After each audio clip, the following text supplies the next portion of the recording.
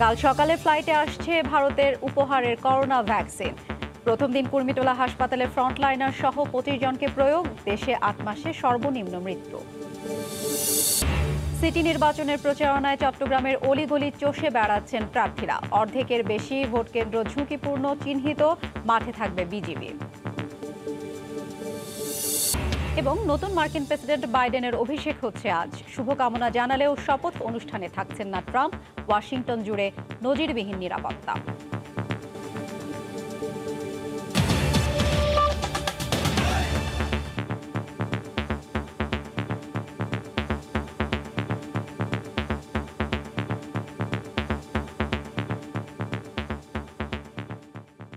করোনায় সব নিয়ম মেনে বাংলাদেশের পারফরমেন্সে সন্তুষ্ট বিসিবি সভাপতি নাজমুল হাসান পাপন।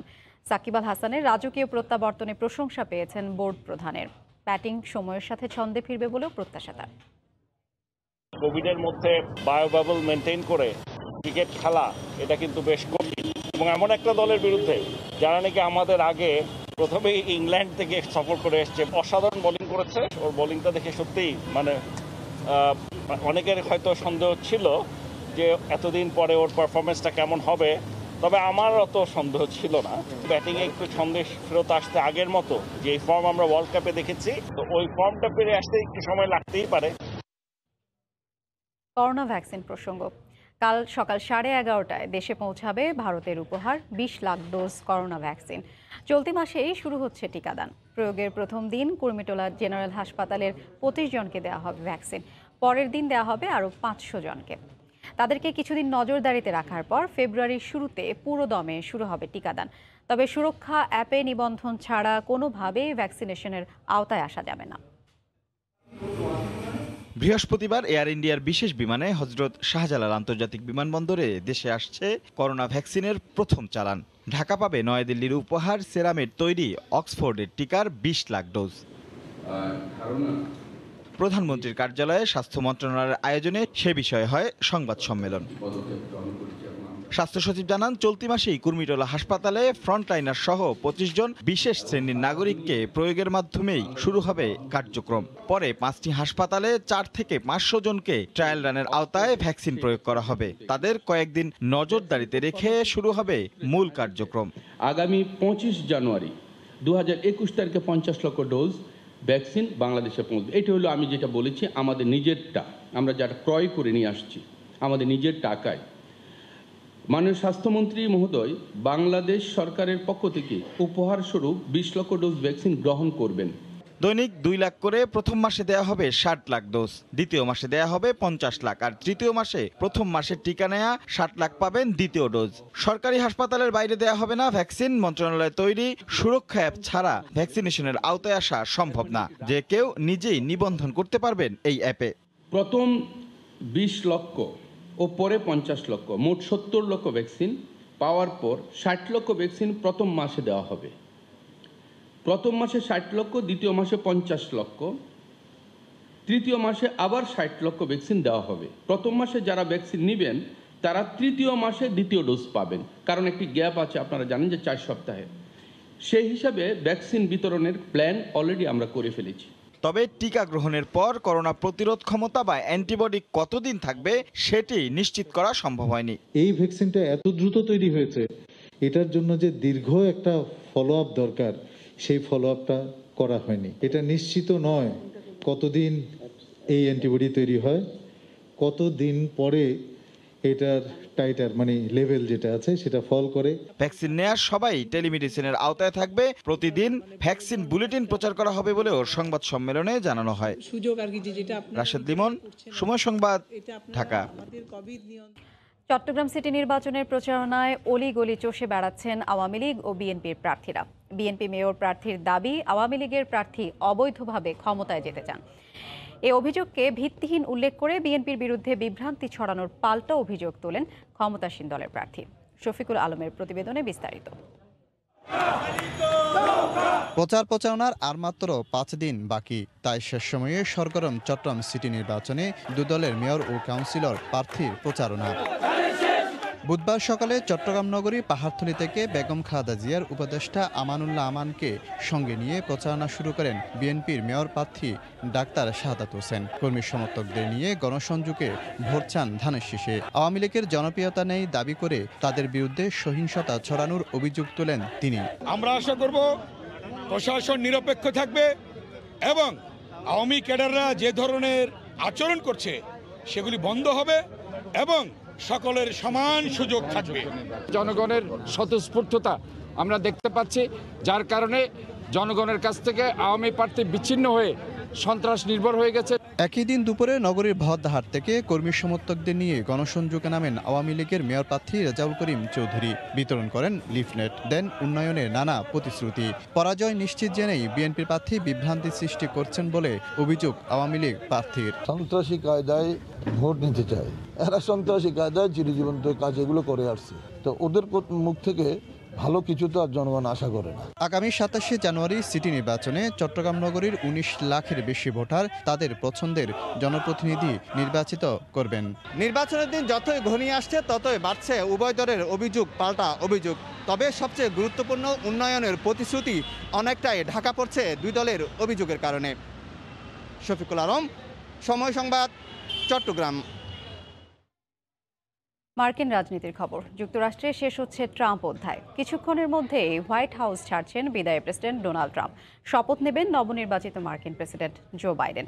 এ বিষয়ে সবশেষ জানাতে ওয়াশিংটন ডিসি থেকে সরাসরি যুক্ত হচ্ছেন রিপোর্টার হাসানুজ্জামান সাকিব। সাকিব, জি হাফসা, আপনাকে ধন্যবাদ। আজকে যে নতুন সূর্যটি উঠেছে যুক্তরাষ্ট্রে, সেটি একটি নতুন দিনের সূচনা হতে যাচ্ছে। নতুন প্রেসিডেন্ট জো বাইডেন তিনি শপথ নিতে যাচ্ছেন আর কয়েক ঘন্টা পরে। এই মুহূর্তে হোয়াইট হাউস থেকে 4 বছর পর বিদায় নিচ্ছেন বিদায়ী প্রেসিডেন্ট ডোনাল্ড ট্রাম্প। আমরা দেখতে পাচ্ছি যে হেলিকপ্টারে তিনি উঠছেন। তিনি হোয়াইট হাউস থেকে বেরিয়ে এসেছেন এবং বেরিয়ে আসার পরে সস্ত্রীক তিনি কিন্তু হেলিকপ্টারে উঠছেন। আমরা জানি যে তিনি যে আজকে যে অভিষেক অনুষ্ঠান, সেই অভিষেক অনুষ্ঠানে কিন্তু প্রেসিডেন্ট ডোনাল্ড ট্রাম্প যোগ দিচ্ছেন না। 1869 সালের পরে এই প্রথম কোনো বিদায়ী প্রেসিডেন্ট তিনি নবনির্বাচিত প্রেসিডেন্টের অভিষেক অনুষ্ঠানে উপস্থিত হচ্ছেন না। এটি একটি বিরল ঘটনা, নজিরবিহীন ঘটনা কয়েকশো বছরের যুক্তরাষ্ট্রের রাজনৈতিক ইতিহাসের মধ্যে। কারণ এবারের নির্বাচনে যে জো বাইডেন বিজয়ী হয়েছেন, সেই বিজয়কে তিনি এখন পর্যন্ত মেনে নেননি। তিনি 4 বছর পর আমরা দেখতে পাচ্ছি যে তিনি হেলিকপ্টারে উঠেছেন এবং হেলিকপ্টারটি তাকে নিয়ে মেরিল্যান্ড যে পার্শ্ববর্তী অঙ্গরাজ্য, সেই পার্শ্ববর্তী অঙ্গরাজ্য মেরিল্যান্ডের জয়েন্ট বেস অ্যান্ড্রুজ যে বিমানবন্দর, সেই বিমানবন্দরে তার জন্য অপেক্ষা করছে এয়ারফোর্স 1। সেই এয়ারফোর্স 1-এ হেলিকপ্টার যুগে তিনি পৌঁছাবেন এবং সেখানে একটি বিদায়ী অনুষ্ঠানের আয়োজন করা হয়েছে, একটি মঞ্চ সাজানো হয়েছে। ধারণা করা হচ্ছে যে এই হেলিকপ্টারটি যখন অ্যান্ড্রু বেইজে পৌঁছাবে এবং সেখানে একটি বিদায়ী অনুষ্ঠানে প্রেসিডেন্ট ডোনাল্ড ট্রাম্প তিনি বিদায়ী ভাষণ দেবেন, জাতির উদ্দেশ্যে তিনি আবারও বক্তব্য দেবেন। যদিও গতকালকেই তিনি কিন্তু জাতির উদ্দেশ্যে বিদায়ী একটি ভাষণ দিয়েছেন এবং সেখানে তিনি নবনির্বাচিত প্রেসিডেন্ট জো বাইডেনের নাম উল্লেখ না করেই তিনি সেখানে বলেছেন যে নতুন প্রশাসন আসছে, সেই প্রশাসনের প্রতি তিনি শুভকামনা জানিয়েছেন। তো আমরা এখন অপেক্ষা করছি যে কিছুক্ষণের মধ্যেই হেলিকপ্টারটি উড্ডয়ন করবে এবং সেই হেলিকপ্টারটি জয়েন্ট বেস অ্যান্ড্রু বিমানবন্দর যে মেরিল্যান্ড, সেই মেরিল্যান্ড অঙ্গরাজ্যে পৌঁছাবে এবং সেইখান থেকে তিনি ফ্লোরিডায় ওয়েস্ট পাম বিচে তার যে নিজের বাড়ি, সেই বাড়িতেই তিনি আগামী দিনগুলো তিনি অতিবাহিত করবেন বলে আমরা জেনেছি। এবং এর মধ্যে কিন্তু ক্যাপিটাল হিলের সামনে কিন্তু ব্যাপক প্রস্তুতি চলছে। হাফসা, আপনি জানেন যে জো বাইডেনের এই যে ট্রানজিশন, যে ক্ষমতা হস্তান্তর প্রক্রিয়া, সেই হস্তান্তর প্রক্রিয়া নিয়ে একটি নজিরবিহীন ঘটনা ঘটে গেছে জানুয়ারির 6 তারিখে। যে 6 তারিখে এই ক্যাপিটাল হিলের মধ্যে কিন্তু 5 জন মানুষ মারা গেছে। একটি ব্যর্থ অভ্যুত্থানের চেষ্টা করা হচ্ছে বলে অভিযোগ করেছে ডেমোক্র্যাট দলের সমর্থকরা, যে ট্রাম্পের ট্রাম্পের সমর্থকরা হামলা চালিয়েছিল।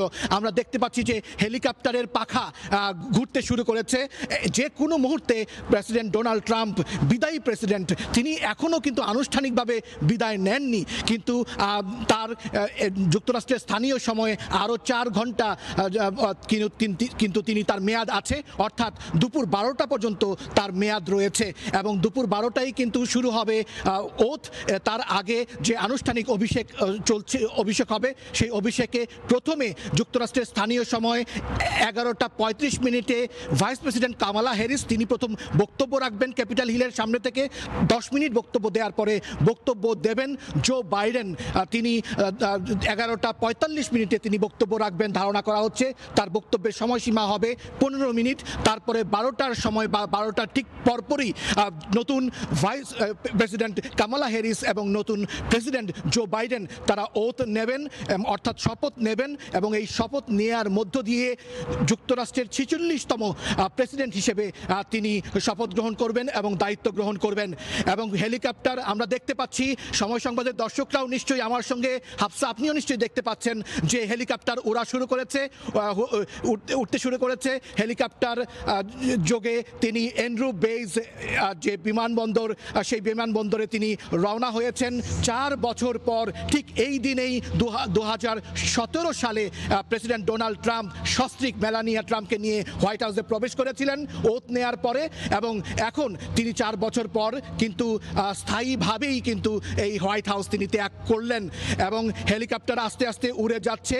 আমরা দেখতে পাচ্ছি যে হেলিকপ্টারটি উঠতে শুরু করেছে। হেলিকপ্টারটি উঠতে উঠতে ক্যাপিটাল হিল যে পার্লামেন্ট ভবন রাজধানীতে, সেই পার্লামেন্ট ভবনের সামনে দিয়েই কিন্তু এই হেলিকপ্টারটি যাবে। হয়তো প্রেসিডেন্ট ডোনাল্ড ট্রাম্প তিনি যদি জানালা দিয়ে তাকান তাহলে সেইখান থেকে কিন্তু এরিয়াল ভিউ হিসেবে কিন্তু সেই ইনঅগারেশনের যে অভিষেকের যে অনুষ্ঠান স্থল সেটিও কিন্তু দেখা যাবে, কিন্তু তিনি সেই অভিষেক অনুষ্ঠানে কিন্তু উপস্থিত থাকছেন না। 1869 সালের পর এই প্রথম কোনো প্রেসিডেন্ট তার নবনির্বাচিত প্রেসিডেন্টকে স্বাগত জানাচ্ছেন না। সেই স্বাগত জানানোর যে অনুষ্ঠান, অভিষেক অনুষ্ঠান, শপথ অনুষ্ঠান, সেই শপথ অনুষ্ঠানে উপস্থিত থাকছেন না। কিন্তু তিনজন যুক্তরাষ্ট্রের প্রেসিডেন্ট তারা কিন্তু আজকে এই অভিষেক অনুষ্ঠানে উপস্থিত থাকছেন। বারাক ওবামা, বিল ক্লিন্টন এবং জর্জ ডব্লিউ বুশ, এই 3জন মার্কিন প্রেসিডেন্ট আজকে জো বাইডেনের শপথ অনুষ্ঠান এবং অভিষেক অনুষ্ঠানে উপস্থিত থাকবে। শুনশান নীরবতার মধ্যে পুরো রাজধানী রয়েছে, কারণ রাজধানীতে কিন্তু ক্যাপিটাল হিল ভবন এবং পুরো যুক্তরাষ্ট্র জুড়ে কিন্তু হামলার আশঙ্কা করা হয়েছে। আপনি হাফসা জানেন যে এই ধরনের হামলার ঘটনা, এরকম হামলার যে আশঙ্কা, সেই আশঙ্কা কিন্তু নজিরবিহীন। আমরা দেখতে পাচ্ছি যে হেলিকপ্টারটি কিন্তু উড়ে যাচ্ছে। ডোনাল্ড ট্রাম্প তিনি হোয়াইট হাউস 4 বছর পর তিনি হোয়াইট হাউস ছেড়ে যাচ্ছেন এবং তিনি এখন ঘোষণা দিয়েছেন যে 2024 সালে যে নতুন আবারও প্রেসিডেন্ট ইলেকশন হবে, নির্বাচন হবে, সেই নির্বাচনে তিনি রিপাবলিকান দলের প্রার্থী হয়ে আবারও নির্বাচনে প্রতিদ্বন্দ্বিতা করবেন। কিন্তু এর মধ্যেই নিম্নকক্ষ প্রতিনিধি পরিষদে তিনি কিন্তু অভিশংসন হয়েছেন এবং এই অভিশংসিত বিলটি আবার সিনেটে উঠবে।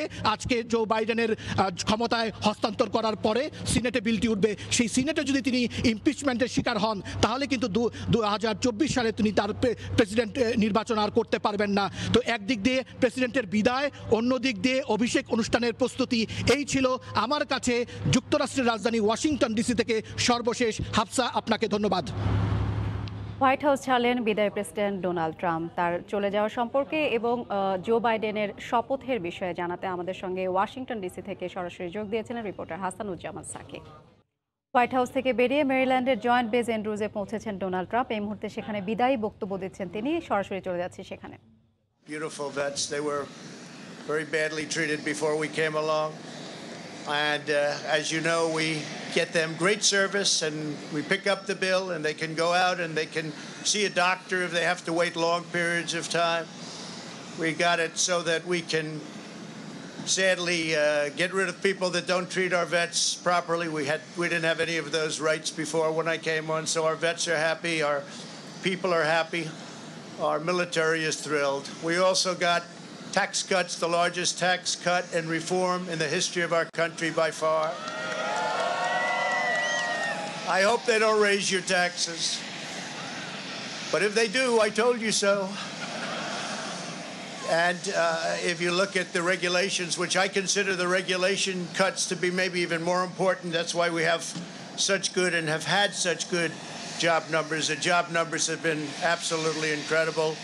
When we started, had we not been hit by the pandemic, we would have had numbers that would never have been seen. Already our numbers are the best ever. If you look at what happened until February a year ago, our numbers were at a level that nobody had ever seen before. And even now, we really built it twice. We got hit. Nobody blames us for that. The whole world got hit, and then we built it again. And now the stock market is actually substantially higher than it was at its higher point prior to the pandemic. So it's really, you could say we built it twice. And you're going to see incredible numbers start coming in if everything is sort of left alone. Be careful. Very complex. Be careful. But you're going to see some incredible things happening. And remember us when you see these things happening, if you would. Remember us, because I'm looking at elements of our economy that are set to be a rocket ship up. It's a rocket ship up. We have the greatest country in the world. We have the greatest economy in the world. And as bad as the pandemic was, we were hit so hard, just like the entire world was hit so hard. Places that thought they got away with it didn't get away with it. They're suffering right now. We did something that is really considered a medical miracle. They're calling it a miracle, and that was the vaccine.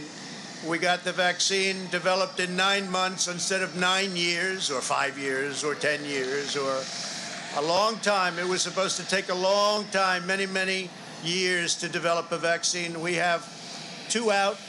We have another one coming almost immediately. And it really is a great achievement. So you should start to see really good numbers over the next few months. I think you're going to see those numbers really skyrocket downward. And I can only say this, we have worked hard. We've left it all, as the athletes would say, we've left it all in the field. We don't.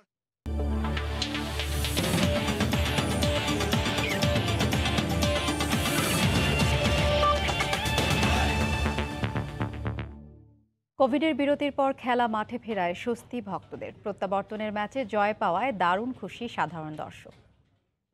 বলতে গেলে রাজস্বিক প্রত্যাবর্তন, আমাদের সবচেয়ে বড় প্রাপ্তি হচ্ছে সাকিব আল হাসান। হাসান মাহমুদ ওর আজকে প্রথম match, ও অনেক এক্সপেকটেশন ওর উপরে ছিল, সেও আর কি খুব ভালোভাবে খেলছে। আর সবচেয়ে বড় খুশি যে আমাদের দল জিতেছে। বল হাতে যে শানিত পারফরমেন্স, এই পারফরমেন্সের ধারাবাহিকতা ভবিষ্যতেও বজায় থাকবে। নেক্সট ওয়ার্ল্ড কাপ খেলার জন্য আমাদের যে পয়েন্টগুলো লাগবে, আমরা যাকেই হারাই না কেন আমরা সেই পয়েন্ট পাচ্ছি, এখানে এটাই আমার কাছে মুখ্য মনে হয়। ওয়েস্ট ইন্ডিজের মতো একটি দল, সেই দলের সাথে বাংলাদেশ এই এত কম স্কোর মানে টার্গেট দিয়ে সেখানে আবার বাংলাদেশ জিতেও গেছে, সেটা অবশ্যই অনেক ভালো খেলা। হোয়াইট হাউস ছাড়লেন ডোনাল্ড ট্রাম্প। থাকছেন না নতুন মার্কিন প্রেসিডেন্ট বাইডেনের শপথ অনুষ্ঠানে। ওয়াশিংটন জুড়ে নজিরবিহীন নিরাপত্তা। এই ছিল সন্ধ্যার সময়। সঙ্গে থাকুন সময়।